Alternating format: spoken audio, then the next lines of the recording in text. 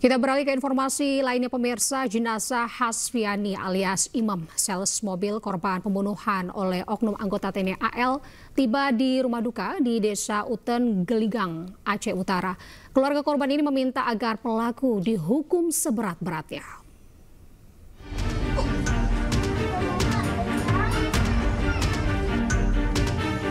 Jenazah Hasfiani alias Imam, korban pembunuhan yang dilakukan oknum anggota TNI AL Loh Sumawe yang dimakamkan di Uten Geligang, Kecamatan Dewantara, Aceh Utara. Menurut keluarga korban hilang sejak Jumat 14 Maret 2025 lalu usai melakukan uji kelayakan mobil yang akan dijual kepada pelaku.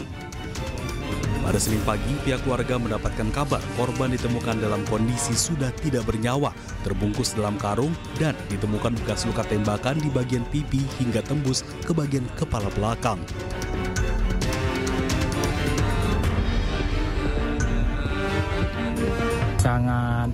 Kita bilang sangat sadis, Bang.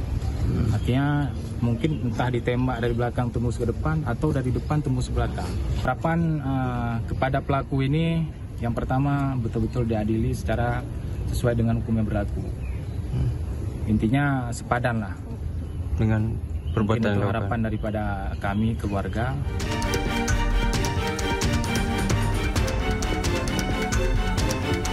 Sebelumnya ditemukan jasad laki-laki tewas terbungkus di dalam karung di sebuah perkebunan. Diketahui bernama Hasfiani alias Imam dan berprofesi sebagai agen penjual mobil yang hilang sejak 14 Maret lalu. Hasfiani diduga menjadi korban pembunuhan yang dilakukan oleh oknum TNI Angkatan Laut yang diduga pelaku ingin menguasai kendaraan korban dengan modus ingin membeli mobil yang dijual korban. Dari Kabupaten Aceh Utara, Amria Jamil, iNews melaporkan. Ya pemirsa, untuk mengetahui lebih dalam terkait seorang penjual mobil ditemukan tewas di dalam karung di Gunung Salak, Aceh Utara Aceh, sudah terhubung dengan kami Pak Muntasar, adik korban Hasfiani.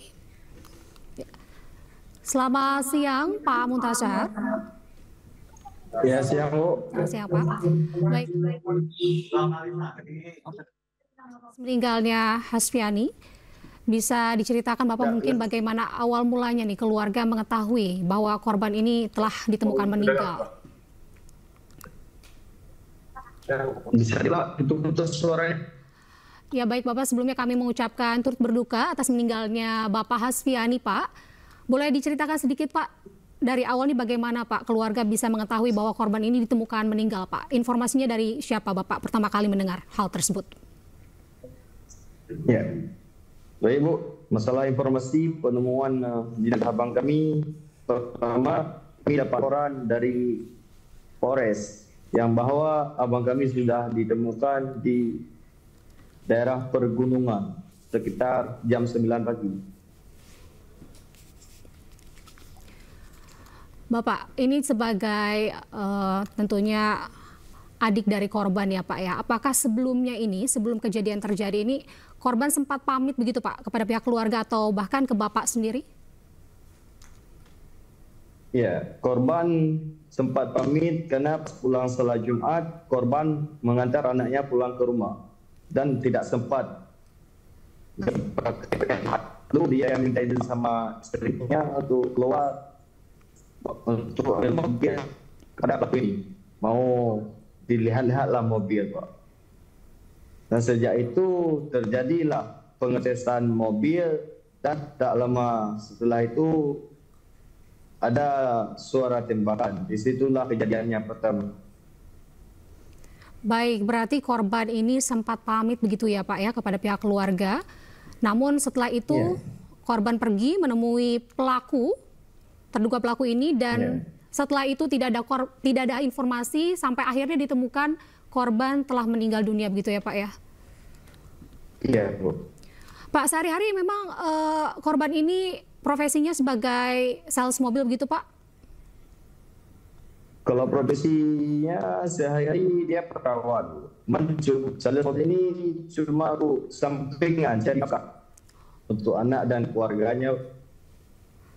Oh, berarti ini bukan pekerjaan utama dari korban ya Pak sebenarnya ya? Bukan. Tapi apakah pihak keluarga mengetahui bahwa korban ini akan bertemu dengan pelaku? Apakah bercerita akan menjual mobil tersebut ke siapa pada saat itu? Atau hanya bercerita akan menjual mobil?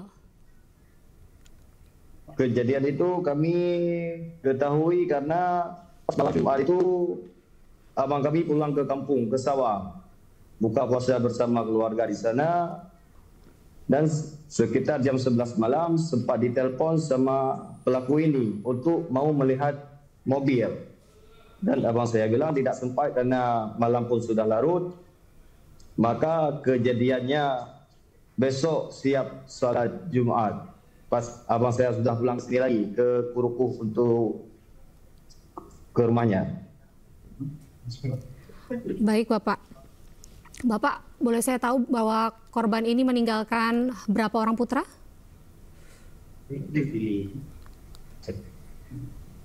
Kalau putranya ada 2, yang cewek ada 1. Jadi anaknya ada 3, masih kecil-kecil, dan 1 masih 1 tahun.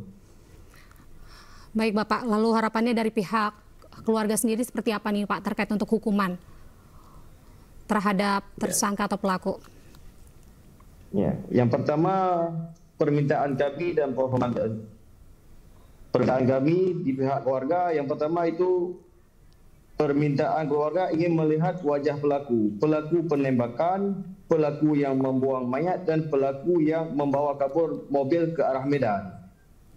Dan kami ingin alat bukti dan barang bukti jangan ada yang dihilangkan, termasuk senjata api yang digunakan pelaku ataupun bekas batu yang karena ada kabarnya abang saya direncanakan untuk menghilangkan jejak dan ditenggelamkan ke laut, namun tidak sempat.